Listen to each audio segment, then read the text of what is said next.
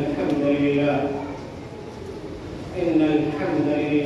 نحمده ونستعينه ونستغفره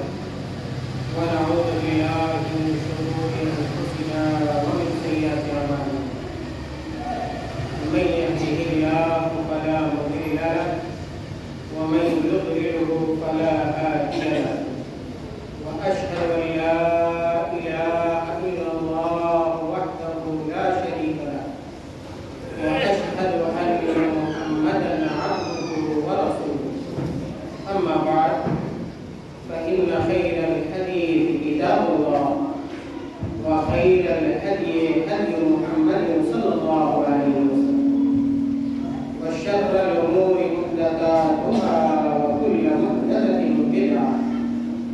وكل بدعة ضلالة وكل ضلالة في النار. أعوذ بالله من الشيطان الرجيم. بسم الله الرحمن الرحيم. يا أيها الذين آمنوا اتقوا الله حق تقاته ولا تموتن إلا وأنتم مسلمون. يا أيها الناس اتقوا ربكم الذي خلقكم من نفس واحدة وخلق منها زوجها وبث منهما رجالا كثيرا ونساء واتقوا الله الذي تساءلون به والأرحام إن الله كان عليكم رقيبا. يا أيها الذين آمنوا اتقوا الله وقولوا قولا سديدا يصلح لكم أعمالكم ويغفر لكم ذنوبكم ومن يطع الله ورسوله فقد فاز فوزا. وقال تعالى في مقام آخر: اليوم أكملت لكم دينكم وأتممت عليكم نعمتي ورضيت لكم الإسلام دينا. وقال تعالى في مقام آخر: قل إن كنتم تحبون الله فاتبعوني يحببكم الله ويغفر لكم ذنوبكم والله غفور رحيم. وعن أبي هريرة رضي الله عنه قال: قال رسول الله صلى الله عليه وسلم: كل أمتي يدخلون الجنة إلا من أبى. قالوا: يا رسول الله ومن يأبى؟ قال: من أطاعني دخل الجنة ومن عصاني فقد أبى. متفق عليه. محترم حاضرین جمعہ، بزرگوں، بھائیوں، نوجوان ساتھیوں، پیارے بچوں اور میری آواز سننے والی میری ماں اور بہنوں، ابھی میں نے آپ حضرات کے سامنے خطبہ مسنونہ کے بعد قرآن کریم سے دو مختلف آیتیں پیش کی ہیں اور آیتوں کے بعد میں نے آپ حضرات کے سامنے پیارے حبیب علیہ السلام کی ایک نہایت ہی مشہور معروف حدیث آپ کے سامنے رکھی. میرے بھائیوں، دنیا کا سب سے خوش قسمت انسان وہ ہے جس کو اسلام کی دولت نصیب ہو. انسانوں میں سب سے خوش قسمت انسان آدم کے بیٹوں میں سے سب سے خوبصورت اور بہتر آدم کا بیٹا وہ ہے جس کو اسلام کی دولت، اسلام کا سرمایہ اور اسلام کا اثاثہ مل جائے اور مسلمانوں میں سے سب سے بہتر مسلمان، انسانوں میں سب سے بہتر انسان وہ ہے جو مسلمان ہو، اور مسلمانوں میں سب سے بہتر مسلمان وہ ہے جس کو اللہ رب العالمین کتاب و سنت پر،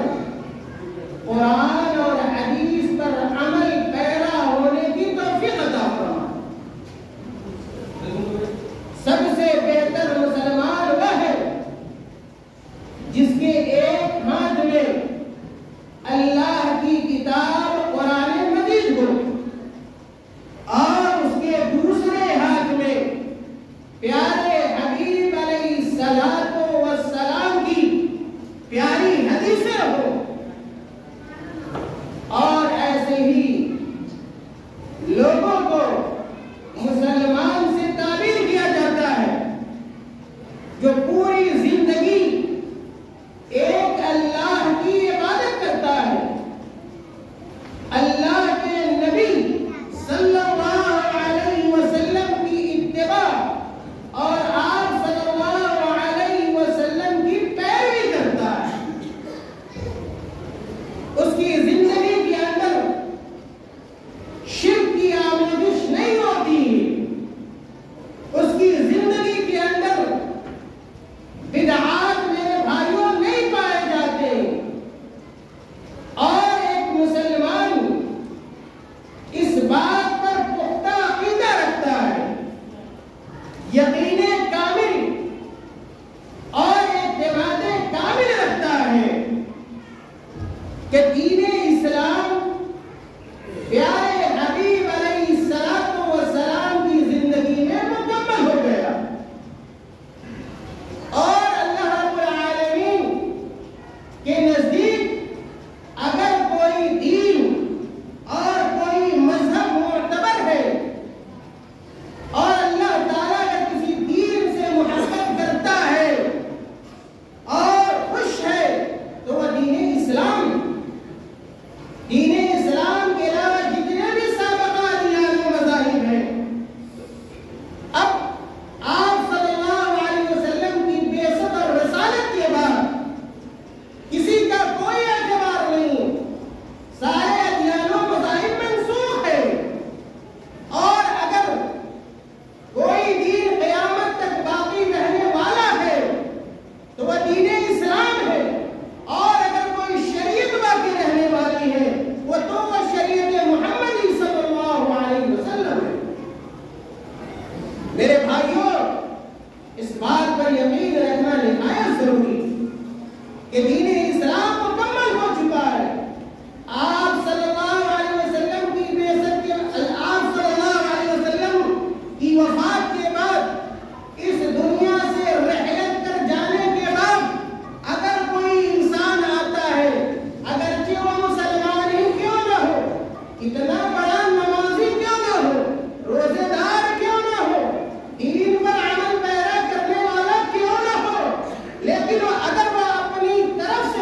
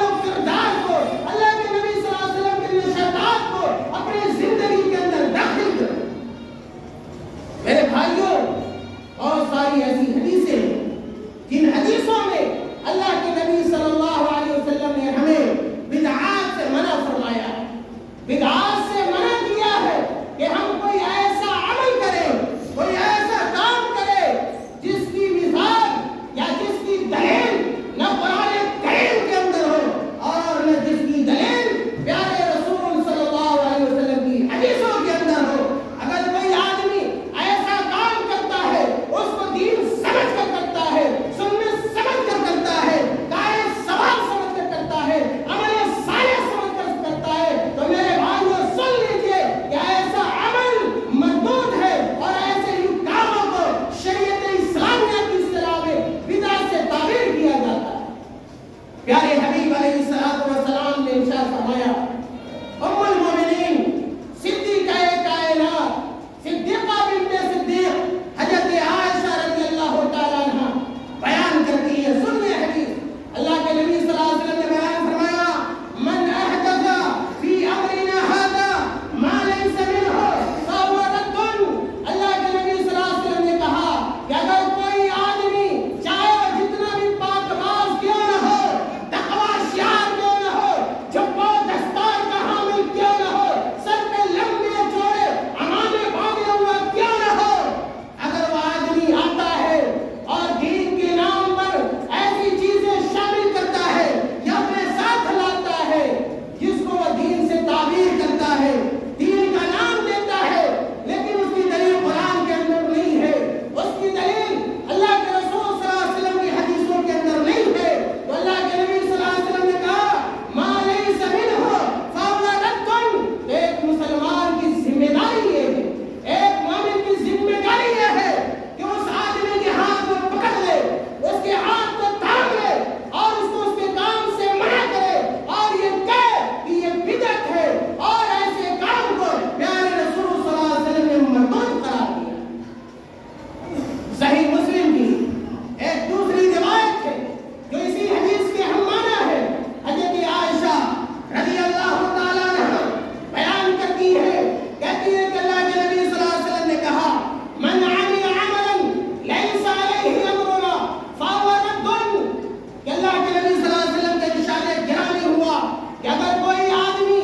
ایسا عمل کرتا ہے، ایسا کام کرتا ہے جس کا تعلق میرے بھائیوں دین سے نہیں ہے، شریعت سے نہیں ہے، قرآن سے نہیں ہے، حدیث سے نہیں ہے، صحابہ کے تعامل سے نہیں ہے، تو یاد رکھیے فہو رد۔ اللہ کے نبی صلی اللہ علیہ وسلم کی تعلیم کے مطابق، اللہ کے نبی صلی اللہ علیہ وسلم کی حدیث کے مطابق وہ عمل مردود ہے، یعنی اس عمل کا شریعت کے اندر کوئی اعتبار و شمار نہیں۔ حضرت جابر بن عبداللہ رضی اللہ تعالیٰ عنہ بیان فرماتے ہیں، اور یہ حدیث عام طور پہ ہم لوگ جمعہ کے دن سنا کرتے ہیں کہ اللہ کے نبی صلی اللہ علیہ وسلم نے ارشاد فرمایا فَإِنَّ خَيْرَ الْحَدِيثِ كِتَابُ اللَّهِ۔ اللہ کے نبی صلی اللہ علیہ وسلم نے کہا کہ باتوں میں سب سے بہترین بات، کہا فَإِنَّ خَيْرَ الْحَدِيثِ، باتوں میں سب سے بہترین بات، اچھی بات اگر کوئی ہو سکتی ہے میرے بھائیوں تو اللہ